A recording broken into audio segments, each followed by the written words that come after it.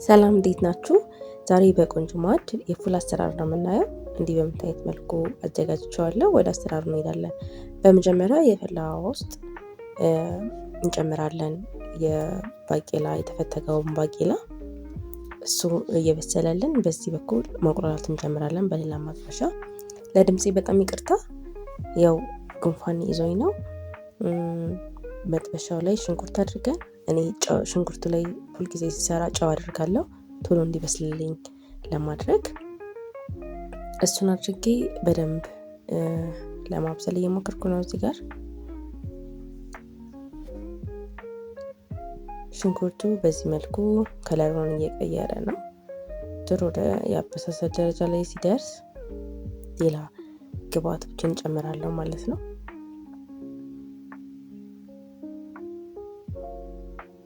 ቲማቲም ነው የምጨምረው በቀጣይ። የተፈቀፈቀ ቲማቲም መሆን አለበት እዚህ ጋር።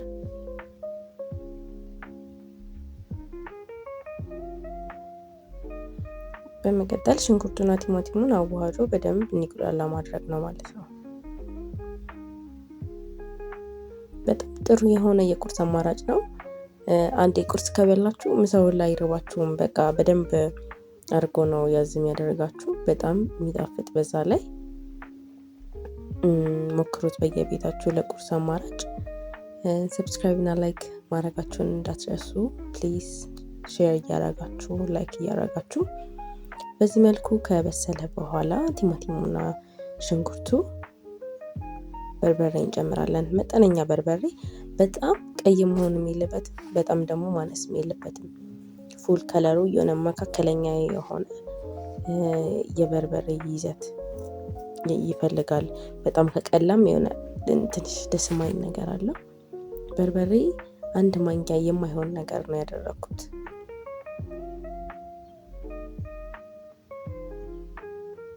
በዚህ መልኩ ማዋሃድ እና በቃ ማቁላላት ማለት ነው። ይሄ ከለሩ ራሱ እንዴት እንደሚያምር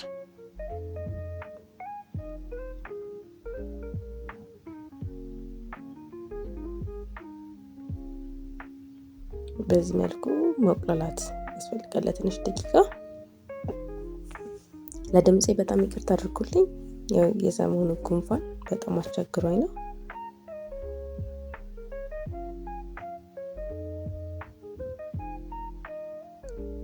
በዚህ መልኩ ማቁላላት ነው በቃ። ከዛ በኋላ የበሰለውን ፉል ነው የምንጨምረው። ከዚህ በኋላ ብዙም ቀላል ነው። ይሄ ቁሌቱ ብቻ በደንብ አድርጎ ማብሰል ነው የሚያስፈልገን።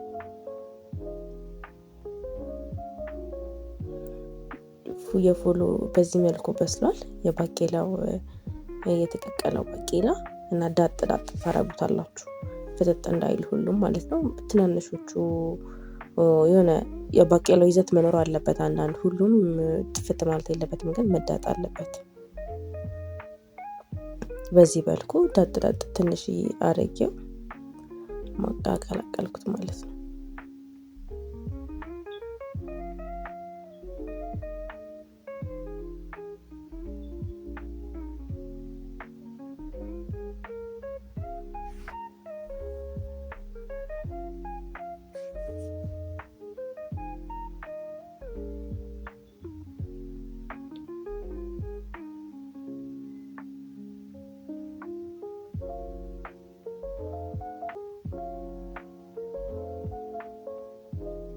በዚህ መልኩ ካቀላቀላችሁት በኋላ ማጣፈጫ ቅመም እንዲሁም ጨው መጨመር ነው። ቅድም ለሽንኩርቱ ጨው ስላደረኩኝ እዚህ ጋር መጠነኛ ጨው ነው የምታደርጉት፣ ሽንኩርቱ እንዲበስል ጨው ስላደረኩኝ።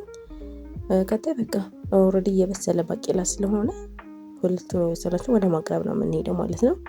እንደ ማባያ ፉል ጊዜ ፉል ከቲማቲም ከሽንኩርት እና ከቃሪያ ጋር ከሎሚ ጋር ነው የሚቀርበው። እናንተ እንደ ሌላ ተጨማሪ አቮካዶ መጠቀም ትችላላችሁ። እኔ አቮካዶ ተጠቅሜያለሁ። እንቁላልን ማድረግ ትችላላችሁ። በዚህ መልኩ አቅርቤዋለሁ። በጣም የሚጣፍጥ በቃ ጥሩ የሆነ የቁርስ አማራጭ ነው። ሞክሩት በየቤታችሁ። ሰብስክራይብ እና ላይክም እያደረጋችሁ ሼርም አድርጉ።